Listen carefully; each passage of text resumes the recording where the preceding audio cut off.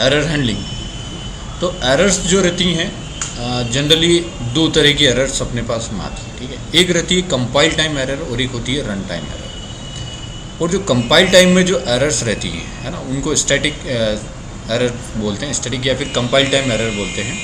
और जो run time पर, एग्जीक्यूशन के टाइम पर जो एरर्स जनरेट होती है उनको जनरली हम एक्सेप्शंस बोलते हैं। सी शार्प की लैंग्वेज में या फिर जावा या इनमें सब में रन टाइम एरर्स को एक्सेप्शंस बोलते हैं।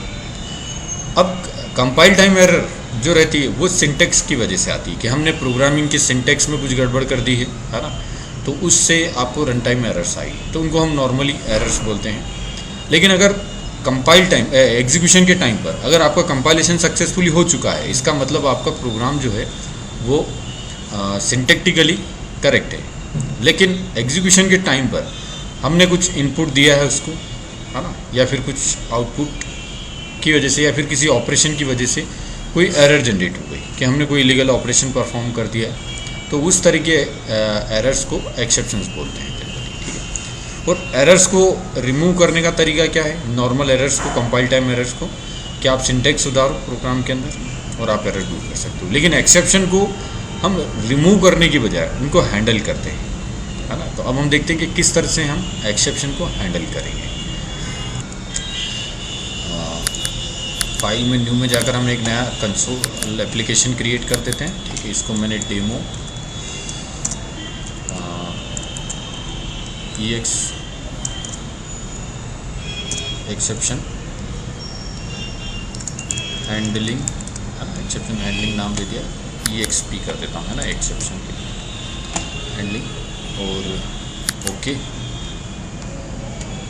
This is over main program, main function. हम एक क्लास क्रिएट कर लेते हैं, सपोज एक सेपरेट क्लास में बना देता हूँ, या फिर सिंपल इसी में मेन में ही कर लेते हैं, क्योंकि एक्सेप्शन हैंडलिंग के लिए अलग से क्लास बनाने की ज़रूरत नहीं है। सपोज़ पहले मैं सिंपली आपको एक प्रोग्राम बना कर दिखा रहा हूँ कि सपोज़ मैंने एक इंटीजर लिया, कुछ I J और K, हमने 3 वेरिएबल ले लिए, ठीक है। I इक्वल टू मैंने लिया कन्वर्ट डॉट टू इंट 32, और यहाँ से मैंने ले लिया convert console dot read line, ठीक है। रीड लाइन मेथड क्या करती है कि कोई भी इनपुट जो है वो बाहर से लेगी, मतलब आप रन टाइम पर इनपुट लेगी और उसको कन्वर्ट कर देगी। ये method convert to int method उसको इंटीजर में कन्वर्ट करके I में स्टोर कर देगी। And similar work for J, है ना। हम सिंपल एक प्रोग्राम बनाने जा रहे हैं जिसमें 2 नंबर्स को डिवाइड करके आपको आंसर लेना है, ठीक है। ये हो गया अपना काम। उसके बाद मैंने लिखा K equal to I divide by J, ठीक है। इसके ऊपर एक कंसोल डॉट राइट लाइन, है ना, तो कुछ मैसेज लिख देते हैं कि please enter to integer value. अब इंटीजर वैल्यूज़ को हमको ऐड करना है, ठीक है। चलो, ऐड करने के बाद में कंसोल डॉट राइट लाइन, और यहाँ पर हमने लिख दिया कि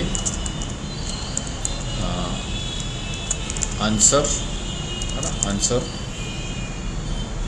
इक्वल टू, यहाँ पर आपका आ जाएगा 0 दे दिया और कॉमा की। ये सारी चीज़ें हम डिस्कस कर चुके हैं किस तरह से ये ऑपरेट होता है ना। 0 के प्लेस पर क्या आ जाएगा कि जो भी आंसर है वो आ जाएगा, ठीक है। और लास्ट में फाइनली एक कंसोल डॉट रीड लाइन लगा देता हूँ ताकि कोई भी वैल्यू होगी तो उसमें, मतलब एक्चुअल में ये होल्ड करने के लिए, ताकि आपको आउटपुट दिखाई दे। अभी इस प्रोग्राम को मैं रन करता हूँ, ठीक है।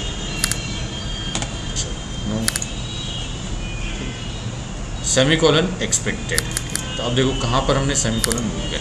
तो ये चीज़, ये जो एरर आई है ये है आपकी कंपाइल टाइम एरर है, जो आपको कंपाइलेशन के टाइम पर ही एरर आ गई, ठीक है। तो ये सिंटेक्स की वजह से आई। तो मैंने बताया था कि इसको सुधारने का तरीका क्या है कि आप सिंटेक्स सुधारो, है ना। अब मैंने इसको रन किया, है ना। Please enter to integer value, मैंने दिया सपोज 10, ठीक है। 10 के बाद में दिया 2, आंसर आ गया आपका 5 और ये प्रोग्राम फिनिश, कोई प्रॉब्लम नहीं आई, ठीक है। लेकिन अब देखो वापस से इसी प्रोग्राम को मैंने रन किया, देखो कोई चेंजेस नहीं प्रोग्राम के अंदर। अब एक प्रॉब्लम तो मैं क्या कर सकता हूँ कि जैसे मेरे से एक्सपेक्ट क्या करती हैं कोडिंग कि मैं एक इंटीजर वैल्यू इंटर करूँ, ठीक है, लेकिन मैंने यहाँ लिख दिया हेलो, है ना, या फिर केवल सिंपल एच लिख दिया। अब जैसे मैं इंटर करूँगा, ठीक है,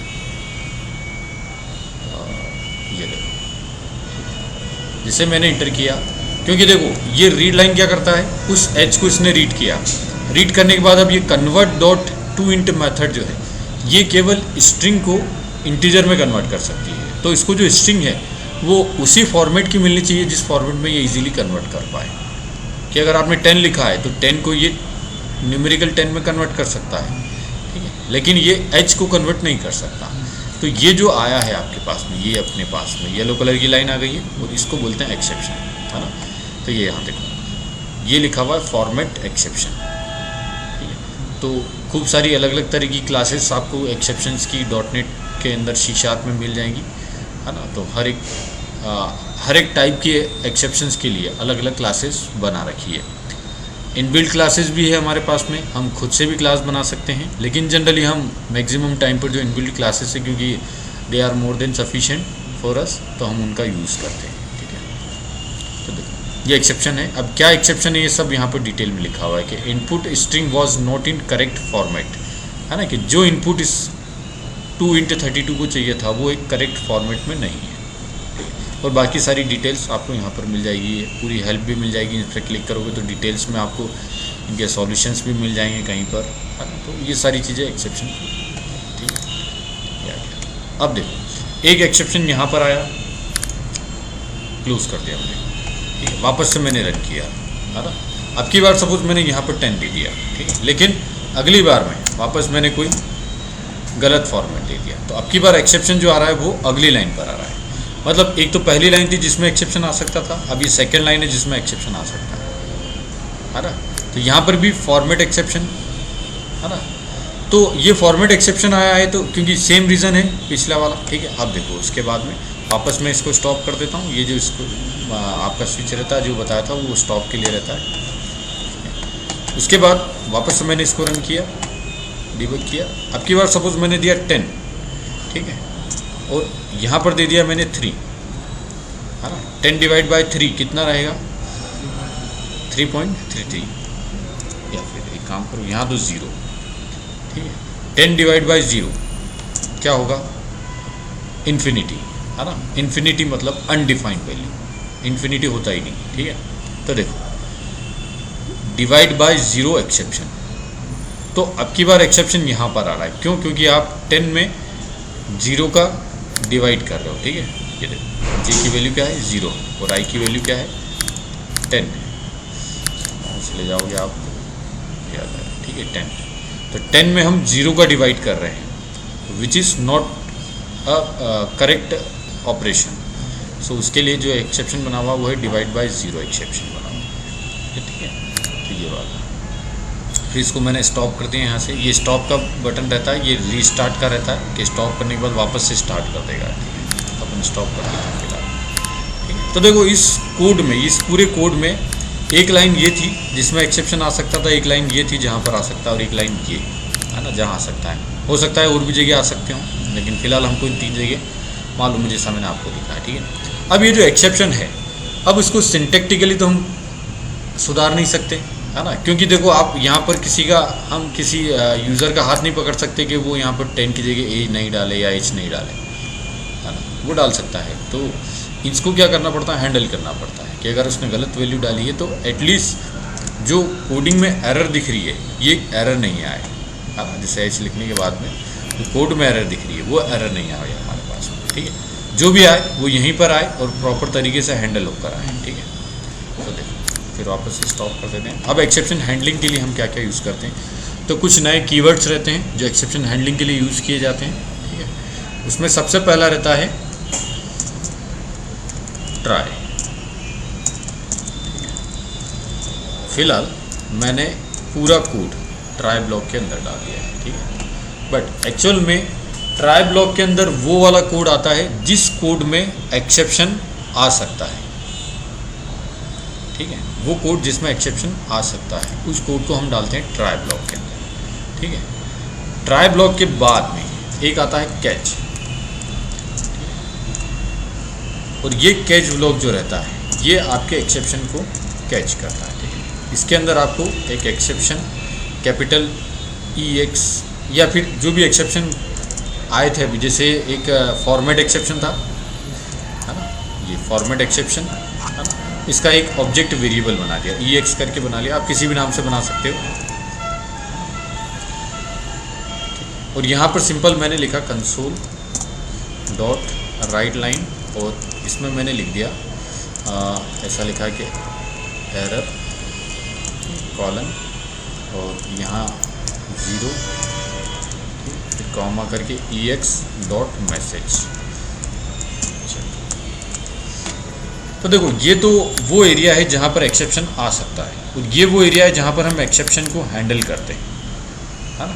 तो सिंपल अभी मैंने क्या किया है, हैंडल करने के लिए मैंने एक मैसेज प्रिंट कर दिया है कि जो भी एक्सेप्शन आएगा, है ना, उसका एक मैसेज यहाँ पर लिख दिया है, ठीक है। और ये रीड लाइन वाला है, सबसे मैं लास्ट में लिख देता हूँ, सबसे बाहर में, ताकि क्या हो कि जो भी ऑपरेशन हो, चाहे वो एक्सेप्शन आए या ना आए, वो अपने को यहाँ पर पहुँचाएगा। अब देखो ये आया अपने पास में, ठीक है। अब सपोज मैंने H दे दिया, तो यहाँ देखो अपनी कोड में एरर नहीं दिखा रहा है, यहाँ पर क्या आया एरर कि input string was not in correct format. अब ये एरर कॉलन तो किसकी वजह से लिखा हुआ आ रहा है, इस एरर कॉलन की वजह से, और input string was not in correct format it is due to this EX dot message, है ना। तो एक्चुअल में ये जो EX ऑब्जेक्ट है, इस EX ऑब्जेक्ट के अंदर एक मैसेज नाम की प्रॉपर्टी है, उसके अंदर की है, ठीक है। अब थोड़ा सा इसको प्रॉपर तरीके से समझ लेते हैं कि एक्चुअल में हुआ क्या है। जैसे ही हमने कोड को रन किया, है ना, ये लाइन एग्जीक्यूट हुई, ये मैसेज आ गया सिंपल, फिर ये लाइन जैसे एग्जीक्यूट हुई, ये इस रीड लाइन मेथड ने क्या किया, यूज़र को होल्ड करके रखा है कि जब तक यूज़र इसमें कोई इनपुट नहीं देगा स्ट्रिंग फॉर्मेट में, तब तक वो आप आगे नहीं प्रोसेस करेगा। और जैसे हमने इनपुट दिया H, है ना, वैसे ही इस रीड लाइन ने इनपुट लिया H, उसको रिटर्न किया 2x32 मेथड के लिए। 2x32 मेथड ने उसको कोशिश की कन्वर्ट करने की इंटीजर में, लेकिन चूँकि H is not in correct format, that's why it is unable to convert this H into integer. तो जो इसका रन टाइम इंजन रहता है .NET का, उस रन टाइम इंजन ने क्या किया है, यहाँ से एक एक्सेप्शन क्लास, मतलब फॉर्मेट एक्सेप्शन क्लास का एक ऑब्जेक्ट बनाया है, और उस ऑब्जेक्ट को यहाँ से थ्रो किया, ठीक है, इस लाइन से, है ना, इस इंस्ट्रक्शन से वो ऑब्जेक्ट आपका थ्रो हुआ है, ठीक है। अब वो ऑब्जेक्ट थ्रो कहाँ पर होता है, वो ऑब्जेक्ट जैसे किसी ट्राई ब्लॉक के अंदर एक ऑब्जेक्ट एक्सेप्शन क्लास का कोई ऑब्जेक्ट अगर थ्रो होता है, तो वो कैच ब्लॉक के अंदर जाकर होल्ड होता है, ठीक है। तो देखो एक्चुअल में हुआ क्या है, यहाँ से एक ऑब्जेक्ट थ्रो हुआ है। अब ऑब्जेक्ट को कौन पकड़ सकता है, एक ऑब्जेक्ट वेरिएबल पकड़ सकता है, ठीक है। तो हमने यहाँ पर एक ऑब्जेक्ट वेरिएबल बना रखा है। अब ऑब्जेक्ट किस क्लास का क्रिएट हुआ था, एक्सेप्शन फॉर्मेट एक्सेप्शन क्लास का। तो फॉर्मेट एक्सेप्शन क्लास के ऑब्जेक्ट को कौन कैच कर सकता है, फॉर्मेट एक्सेप्शन क्लास का ही ऑब्जेक्ट वेरिएबल, है ना। तो हमने फॉर्मेट एक्सेप्शन क्लास का ऑब्जेक्ट वेरिएबल यहाँ पर बना दिया, ठीक। तो ये पूरा जो काम हो रहा है ये ऑटोमेटिक है, मतलब यहाँ से एक्सेप्शन थ्रो होना, है ना, यहाँ पर कैच होना, ये सब क्या है, ये आपका जो .NET का रन टाइम इंजन है वो इसको हैंडल करता है, ठीक है। अब इसके बाद में नेक्स्ट देखो कि ये EX डॉट मैसेज क्या है। तो एक्चुअल में जो ऑब्जेक्ट बना है आपका फॉर्मेट एक्सेप्शन, ठीक है, तो हर एक्सेप्शन क्लास के अंदर एक प्रॉपर्टी होती है ना, जिसमें गेट सेट मेथड रहती है, ठीक है। वो प्रॉपर्टी क्या रहती है, मैसेज नाम की प्रॉपर्टी रहती है। तो उस मैसेज में ऑलरेडी एक मैसेज सेट रहता है, जैसा कि मैसेज अभी आया अपने पास में कि input format is was not in correct format, ठीक है। तो ये मैसेज सेट रहता है, ठीक है। अगर ये एरर कहीं और किसी और वजह से आती, ठीक है, कि इनपुट फॉर्मेट तो हमने सही दिए हैं, लेकिन यहाँ पर डिवाइड बाय 0 वाला एक्सेप्शन आ गया। देखो इसी में देखते हैं कि देखो सपोज इसको मैंने वापस से रन किया, और यहाँ पर सपोज हमने इनपुट एक तो 10 दे दिया और एक 0 दे दिया, ठीक। अब 0 दे से वापस यहाँ पर एक्सेप्शन आ गया, है ना। अब एक्चुअल में दिक्कत क्या आई, क्योंकि हमने ट्राई कैच तो लगाया है लेकिन इस डिवाइड बाय ज़ीरो एक्सेप्शन के लिए यहाँ पर कोई कैच नहीं है, तो उसने यहीं पर एक्सेप्शन को शो कर दिया। तो यहाँ से इस ट्राई ब्लॉक ने उस एक्सेप्शन को थ्रो करने की कोशिश की, लेकिन यहाँ पर कैच करने वाला कोई नहीं था, इस वजह से वो एक्सेप्शन वापस यहीं पर आ गया। मतलब हमने एक एक्सेप्शन तो हैंडल कर लिया था लेकिन दूसरा नहीं हुआ। तो इसके लिए हम इसी के नीचे एक और कैच ब्लॉक लगा सकते हैं। और अब क्या हो जाएगा, डिवाइड बाय ज़ीरो एक्सेप्शन। तो जिस भी क्लास के बाद में ये एक्सेप्शन लिखा हुआ रहता है, ये सारी एक्सेप्शन क्लासेस रहती है ना। इसमें भी आपने कोई EX ले लिया, ले सकते हो आप सेम, है ना, क्योंकि दोनों अलग अलग ब्लॉक हैं इसलिए। और इसके अंदर भी कुछ मैंने ऐसा ही लिख दिया कि कंसोल डॉट राइट लाइन और एरर कॉलन 0 और after that EX dot message दिया गया अपने पास। अब देखते हैं वापस से रन करके। सपोज हमने दिया 10 0 now look attempted to divide by 0।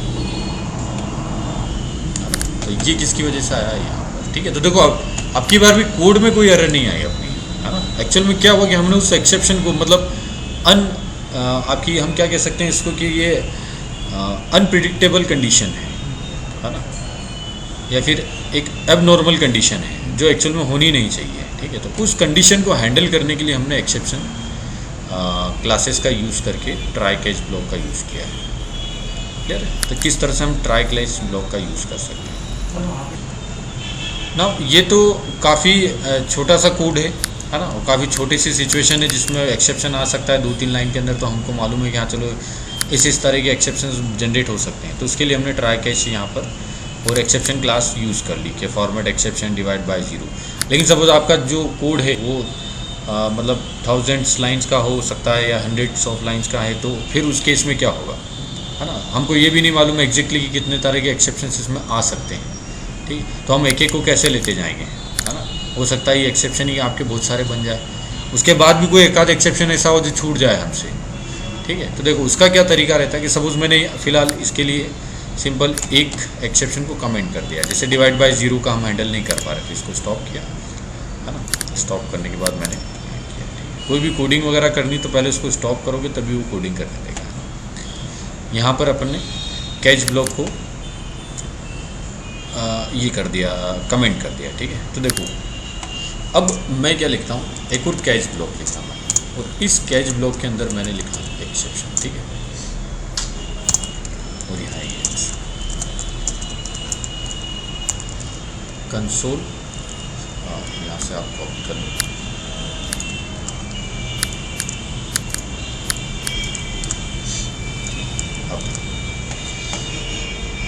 हमने एक एक्सेप्शन क्लास का एक ऑब्जेक्ट वेरिएबल बना लिया।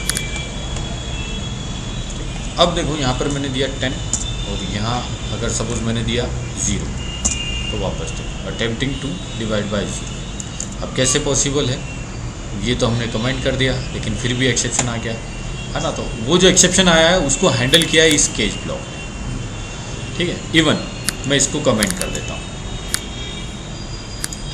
इसको पहले स्टॉप करना पड़ेगा, इसको कमेंट कर दिया, ठीक है। अब देखो अब सपोज मैंने यहाँ H दिया है तो input string was not in correct format, ठीक है। चलो इसके बाद में वापस मैंने रन किया, सपोज मैंने input string is correct format but divide by 0 exception. अब हो क्या रहा है कि ये एक ही कैच ब्लॉक हर तरह के एक्सेप्शन को हैंडल कर रहा है ना। तो ऐसा क्यों पॉसिबल हो रहा है, ऐसा इसलिए पॉसिबल हो रहा है कि ये जो एक्सेप्शन क्लास रहती है ये एक्चुअल में सारी क्लासेस हैं, ये format exception, divide by 0 exception, है ना, ये एक्सेप्शन क्लास, ठीक है। अब एक्सेप्शन हैंडलिंग में जो एक्सेप्शन क्लासेस बनी हुई हैं उनके लिए क्या रूल है कि अगर कोई भी क्लास एक्सेप्शन हैंडलिंग के लिए यूज़ होनी है तो उसके लिए कंपलसरी है कि वो एक एक्सेप्शन क्लास को इनहेरिट करे। ये जो एक्सेप्शन क्लास है इसको इनहेरिट करे, मतलब ये आर्किटेक्चर इनबिल्ट एक्सेप्शन क्लासेस के लिए भी है और जो हम क्रिएट कर सकते हैं उन एक्सेप्शन क्लासेस के लिए भी है, ठीक है। तो ये एक्सेप्शन क्लास क्या है, this is the ultimate base exception class for all exception classes, ठीक है। तो देखो ये है ऑब्जेक्ट वेरिएबल और ये है क्लास, ठीक है। और यहाँ से जब आपने गलत फॉर्मेट का इनपुट दिया तो कौन सा एक्सेप्शन का ऑब्जेक्ट बना, फॉर्मेट एक्सेप्शन, है ना। फॉर्मेट एक्सेप्शन क्लास का ऑब्जेक्ट बना यहाँ से, और यहाँ से फॉर्मेट एक्सेप्शन क्लास का ऑब्जेक्ट थ्रो हुआ, ठीक है। तो उसको हमने किस में कैच कर लिया है, एक्सेप्शन क्लास के ऑब्जेक्ट वेरिएबल। ऐसा हम कर सकते हैं, है ना। अगर आपको थोड़ा पुराना याद हो तो ऐसा हम क्यों कर सकते हैं, क्योंकि हम बेस क्लास में डिराइव क्लास के ऑब्जेक्ट का रेफरेंस दे सकते हैं, है ना। तो अब मैंने क्या कहा कि इट इज़ द रूल कि कोई भी अगर एक्सेप्शन क्लास है तो उसको कंपलसरीली किसको इनहेरिट करना है, एक्सेप्शन क्लास को। तो ये सारी क्लासेस के लिए एज ए बेस क्लास हो जाएगा, है ना। तो ये किसी भी एक्सेप्शन क्लास के ऑब्जेक्ट का रेफरेंस इस EX में कैच कर सकता है ना? तो हमेशा ध्यान रखो कि जितनी भी अपन कैच अगर लगा रहे हो आप, मल्टीपल कैच, तो फाइनली एक कैच एक्सेप्शन क्लास के पैरामीटर वाला लगा दो। उससे क्या रहेगा कि कोई भी अपना जो एक्सेप्शन है वो थ्रू आउट नहीं निकलेगा, मतलब अदरवाइज़ फिर वो वापस से कोड में ही एरर देने लग जाएगा, ठीक है।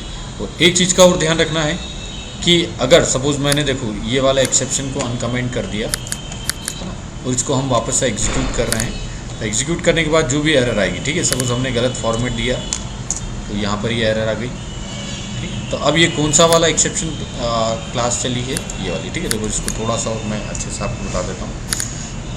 सपोज़ ये मैं फॉर्मेट एक्सेप्शन, है ना, तो यहाँ पर मैंने इसको लिख दिया फॉर्मेट एरर, है ना। और अगर ये डिवाइड बाय ज़ीरो तो मैंने लिख दिया डिवाइड बाय ज़ीरो एरर, ठीक है। तो इसको मैंने लिख दिया जनरल एरर या फिर नॉर्मल केवल एरर लिख दिया, सिंपल। अब देखो अगर ये इस तरह का है, ठीक है, और अगर मैंने यहाँ पर कोई गलत फॉर्मेट दिया है तो ये फॉर्मेट एरर वाला है, मतलब उस पर्टिकुलर अपन कैच के अंदर जा रहे हैं, ठीक है। लेकिन अगर हमने फॉर्मेट सही दिया है बट डिवाइड बाय ज़ीरो, तो ये वाली एक्सेप्शन क्लास मतलब उस वाले कैच ब्लॉक के अंदर चला गया, डिवाइड बाय ज़ीरो वाले, ठीक है। और अगर गलती से और कोई एरर आती है इसमें, है ना, कोई भी मिस्टेक होती है तो वो इसके अंदर आ जाएगा। लेकिन अगर इन केस गलती से मैंने ये वाला कैच ब्लॉक सबसे ऊपर लगा दिया, है ना, तो देखो अब क्या होगा, ये देखो, ठीक है। अब previous catch clause already catched all the exception of this or of the super type, है ना। मतलब इस क्लास ने क्या कर दिया है कि किसी भी तरह का एक्सेप्शन अगर आएगा तो यही क्लास उसको कैच कर लेगी, इस क्लास का ऑब्जेक्ट वेरिएबल ही उसको कैच कर लेगा, ठीक है। इसका मतलब ये जो कोड है ये कोड कभी भी एग्जीक्यूट नहीं होगा।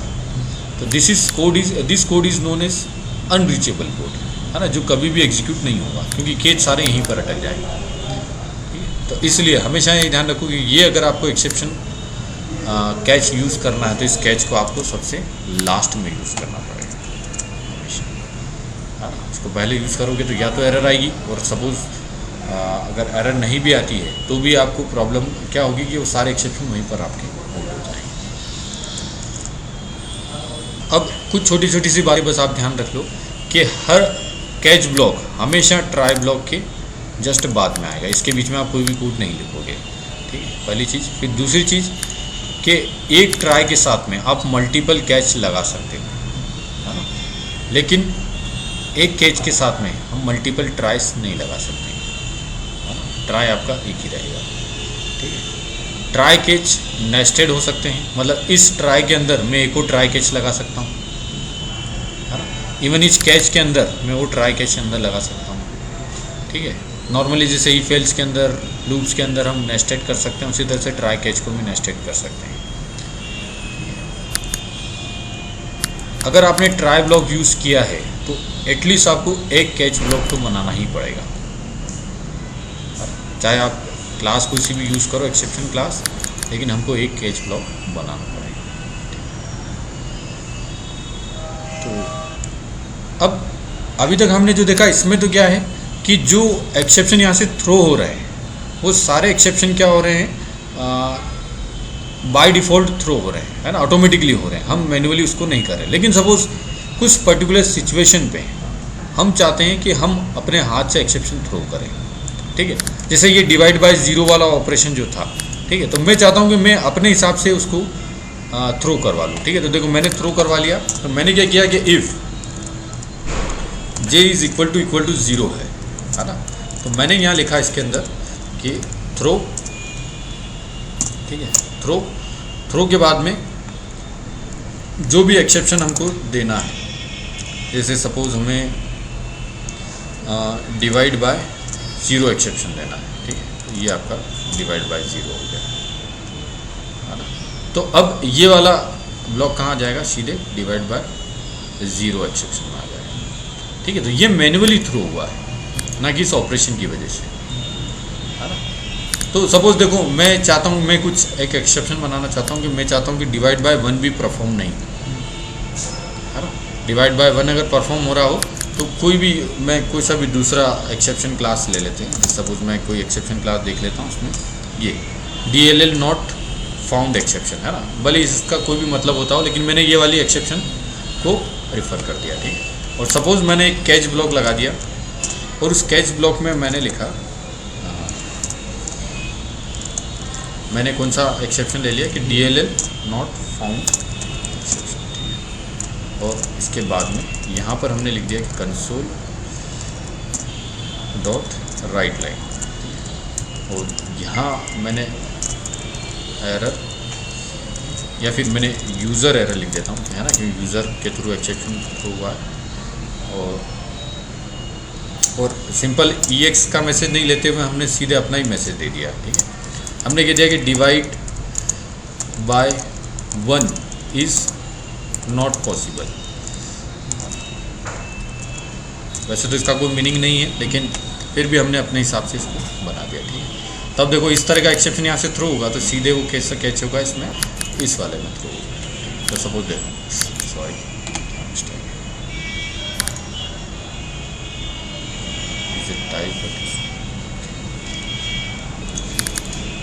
एक्चुअली मिस्टेक यहाँ पर हुई है। एक्चुअल में थ्रो के बाद में आपको एक न्यू कीवर्ड लिखना पड़ा है, क्योंकि ऑब्जेक्ट हमेशा न्यू कीवर्ड ही क्रिएट करता है, ठीक है। ये आपको चाहिए, ठीक है। उसके बाद सपोज अब देखो 10 किया, 10 के बाद में मैंने 1 लिखा, तो ये आपका एक्सेप्शन आ गया, ठीक है, कि divide by 1 is not possible. क्यों? क्योंकि हमारा कोड ऐसा था, हमको ज़रूरत थी कि डिवाइड बाय 1 कोई परफॉर्म नहीं कर पाए, है ना। तो अब इस जगह क्या है कि जो .NET का फ्रेमवर्क है या फिर .NET का जो रन टाइम इंजन है, उसके लिए कोई एक्सेप्शन नहीं है, लेकिन वो हमारे लिए एक एक्सेप्शनल केस था, ठीक है। तो हमने उसके लिए यूज़र डिफाइंड थ्रो मेंशन कर दिया है यहाँ पर, ठीक है। तो इस तरह से हम मैन्युअली भी क्या कर सकते हैं, कोई एक्सेप्शन थ्रो कर सकते हैं। इसके बाद देखो एक और, मतलब ये 3 कीवर्ड अभी तक हमने देखे, ट्राई, कैच और थ्रो, ठीक है। उसके बाद देखो कभी कभी क्या होता है कि सपोज देखो ये कोड पूरा एग्जीक्यूट हुआ और मैं इस लास्ट में लिखना चाहता हूँ, सॉरी इसको स्टॉप करो, लास्ट में मैं कंसोल डॉट राइट लाइन और मैं लिखना चाहता हूँ कि हैव ए नाइस डे। अब मैं चाहता हूँ कि अगर मेरे कोड में एक्सेप्शन आए तो भी ये मैसेज आना चाहिए, और एक्सेप्शन नहीं आए तो भी ये मैसेज आना चाहिए। लेकिन अगर इसको मैं रन करता हूँ, मैंने यहाँ लास्ट में लिख दिया है, लेकिन अगर मैं इसको रन करता हूँ, ठीक है, तो अगर मैंने लिखा 10 और 2 लिखा, मतलब आपका डेटा आ गया correctly, have a nice day, finish हो गया, ठीक है। लेकिन अगर इन केस सपोज मैंने यहाँ लिखा 10, है ना, फिर मैंने दे दिया 0, ये हुआ और आपका फिनिश, मतलब हैव ए नाइस डे लिखा हुआ नहीं आया, है ना। तो इस तरह का कोड जिसको हम चाहते हैं कि एक्सेप्शन आए तो भी एग्जीक्यूट हो, नहीं आए तो भी एग्जीक्यूट हो, तो इस तरह के कोड को लास्ट में एक फाइनली ब्लॉक रहता है, इस फाइनली ब्लॉक के अंदर डालो, ठीक है। तो ये फाइनली ब्लॉक क्या रहता है कि अगर एक्सेप्शन आया तो भी एग्जीक्यूट होगा और नहीं आया तो भी एग्जीक्यूट होगा, ठीक है। तो अब अगर आप देखोगे एग्जीक्यूट करके, ठीक है, तो अगर सपोज आपने दिया 10, है ना, और आपने दिया 0, तो ये देखो एक्सेप्शन तो आया है लेकिन साथ में हैव अ नाइस डे भी लिखा हुआ है, ठीक है। तो finally is the block where we put a code which we want to execute in the exceptional case and even the non exceptional case. तो ये आपका फाइनली ब्लॉक रहता है। तो this four keywords is used for the exception handling: try, catch, throw and final.